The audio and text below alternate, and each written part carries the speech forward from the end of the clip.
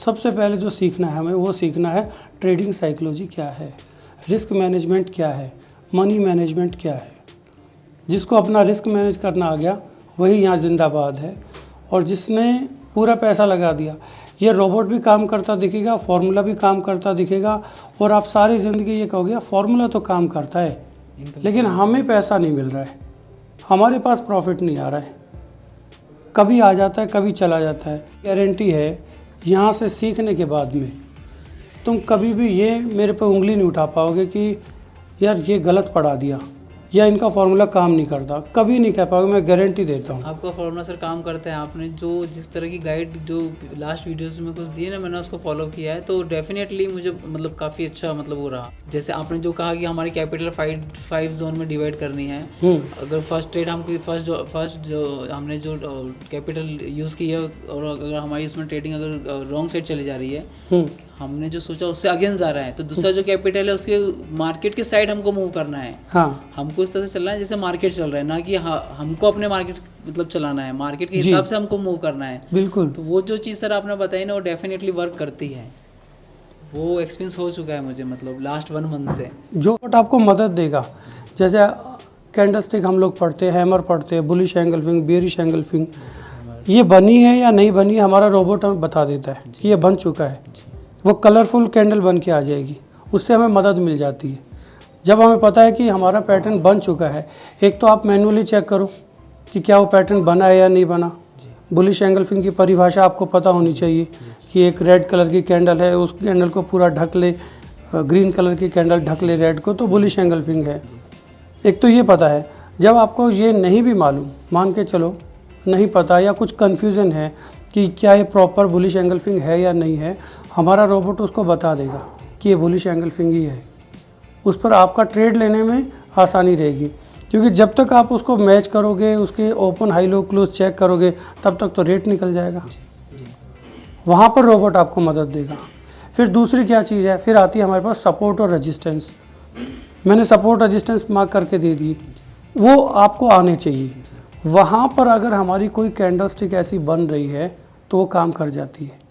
अब यहाँ पर इजी हो जाएगा, उसी जगह पे उड़ाव या गिराव दिखाएगा, रोबोट दिखाएगा उसको कि गिराव दिखा रहा है। फिर आपको एक कंफर्मेशन हो जाएगी, मैंने एक सपोर्ट रेजिस्टेंस बनाया, वहाँ पर जो ये पैटर्न बना मैंने काम कर दिया। ये कंफर्मेशन है, रोबोट से मदद मिल गई, रोबोट उड़ाव गिराव दिखा देगा। अगर आपके पास रोबोट नहीं है, सिर्फ आप टेक्निकल एनालिसिस सीख कर जा रहे हो, तो थोड़ा सा टफ रहेगा। लेकिन मैं तो ये कहता हूँ रोबोट को ना ही 1 महीना ले लो, कोई दिक्कत नहीं, उसके बाद मत खरीदो उसको।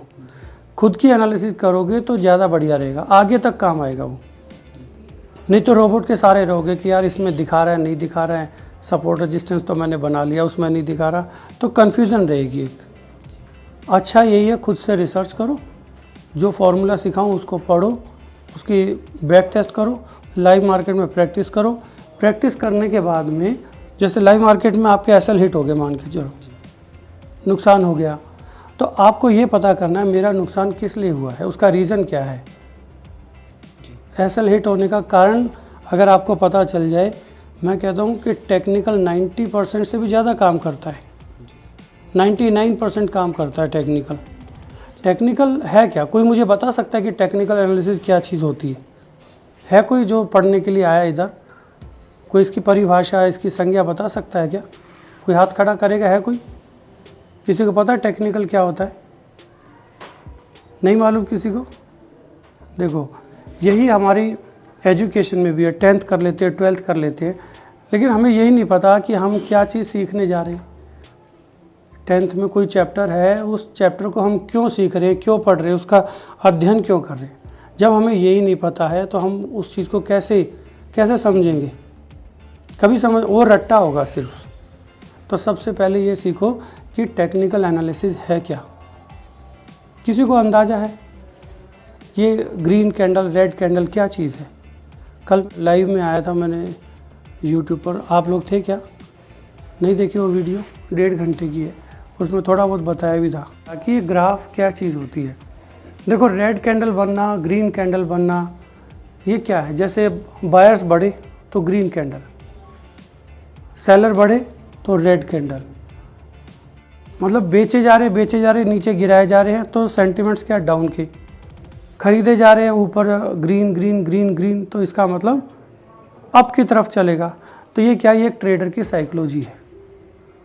अब इसमें नीचे आया, ऊपर गया, फिर नीचे आया, फिर ऊपर गया, फिर बिल्कुल नीचे आया, तो यहाँ पर हम लोग रीड करते हैं कि बाज़ार कहाँ पर खुला था, कहाँ तक गया, और जो नीचे गया दोबारा जब अगले दिन बाज़ार आएगा तो जहाँ नीचे बॉटम लगाया है, जैसे कई बार कहते हैं लाइफ टाइम लो पर बाज़ार आ गया है, लाइफ टाइम लो पर बाज़ार आ गया तो यहाँ से वापस ऊपर चलेगा, या लाइफ टाइम हाई पर बाज़ार आ गया तो यहाँ से बाउंस बैक देगा, ऐसे ही होता है। इसी को तो सपोर्ट रेजिस्टेंस बोलते हैं। तो हमने क्या किया, हमने ये सीखा कि ये जो रेड कैंडल ग्रीन कैंडल बनती है, एक हाई बनाया एक लो बनाया, तो हम इन्हें सपोर्ट रेजिस्टेंस बनाते हैं। एक साइकोलॉजी हमने पकड़ ली कि ट्रेडर्स ने यहाँ तक लो बना दिया, मतलब माल को ज़्यादातर यहाँ तक बेचेंगे, इसके बाद तो ख़रीदारी होगी, ये अंदाजे हो गए। तो ऐसे अंदाजे हमने कैलकुलेट कर लिए, हमने देख लिए कि इतनी बार यहाँ से इस पॉइंट से बाज़ार घूमा है तो हम इसको सपोर्ट बनाएंगे, इतने पॉइंट बन के जितने ज़्यादा पॉइंट नीचे लो बनाता है तो हम उसको सपोर्ट बना के चलते हैं। ऐसा मान्यता है।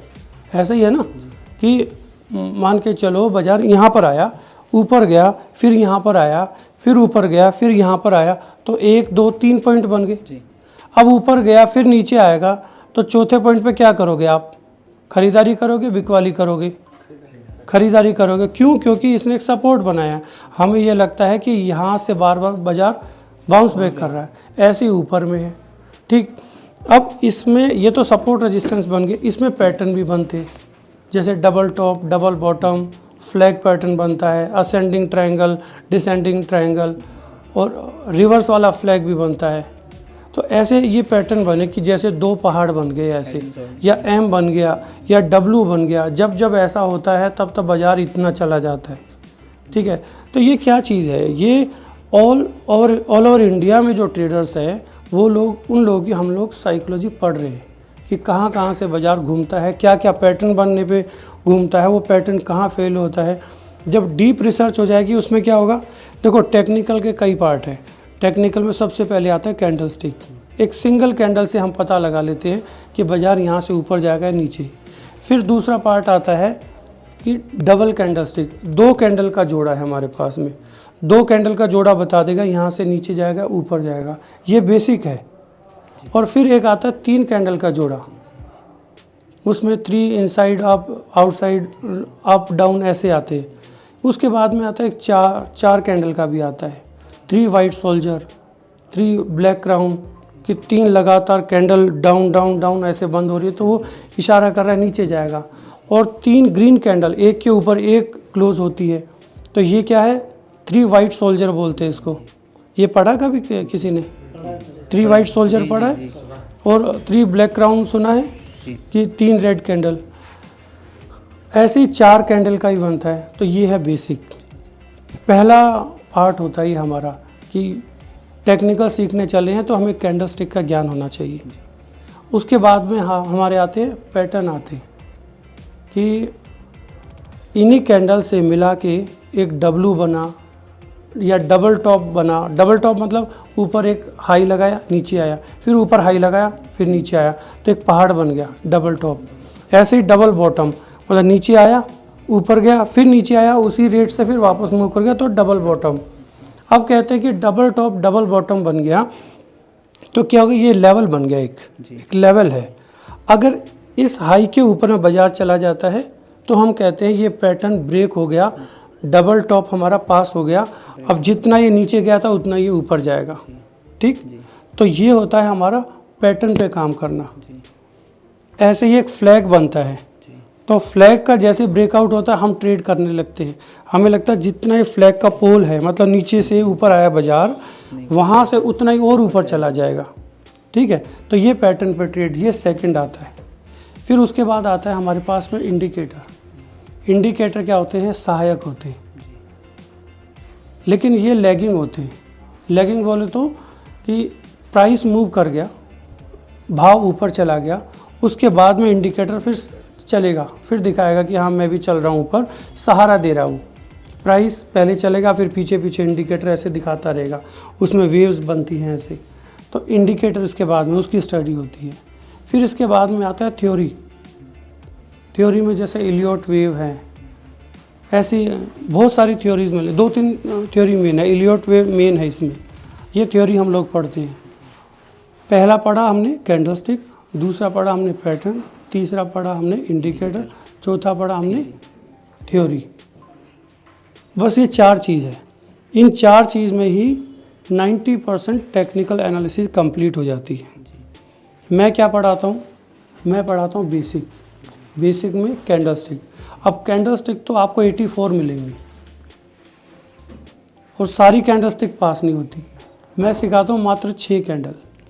अब जो 6 कैंडल हैं वो भी बुक्स में अलग है, जो मैं पढ़ाता हूँ वो अलग है। 6 कैंडलस्टिक पढ़ाने के बाद में फिर मैं सिखाता हूँ सपोर्ट रेजिस्टेंस। सपोर्ट रेजिस्टेंस बनाने के बुक्स में तरीके अलग हैं जो आप पढ़ेंगे, और मेरा तरीका अलग है। मैं पॉइंट्स को लेके नहीं चलता हूँ।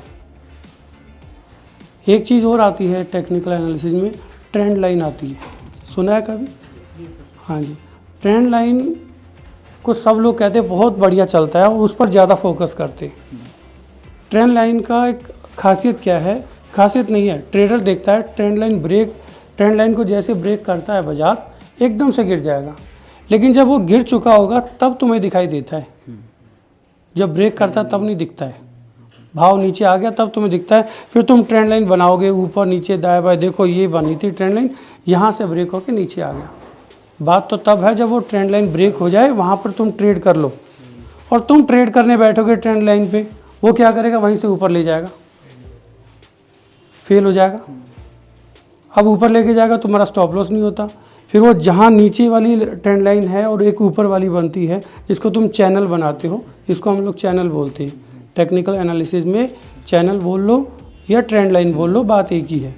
अब वो नीचे चैनल के नीचे वाले पार्ट से, सपोर्ट से चल के मतलब ब्रेक किया, लेकिन एकदम वापस ऊपर घूम जाता है, फिर चैनल में आ गया, फिर ऊपर वाली लाइन को टच करता है, तब तक आपके पैसे जा चुके होते हैं। फिर आप कंफ्यूज हो जाते हो कि अब मैं ऊपर से वापस सेल करूं या वेट करूं, कि मैं क्या करूं, मैं अपने इसको एग्जिट करूं। अब आप एग्जिट नहीं करते, ऊपर से एवरेज सेल करते हो। अब वहीं से ऊपर वाली लाइन को ब्रेक करके फिर वो ऊपर ही ऊपर चला जाता है। यही होता है ना। तो ट्रेंड लाइन काम नहीं करी, इसलिए सारे टेक्निकल एनालिस्ट फेल होते हैं। वहाँ पर मैंने चीज़ निकाली कि ट्रेंड लाइन पे काम मत करो, बेसिक कैंडलस्टिक पढ़ो, सपोर्ट रेजिस्टेंस मेन है।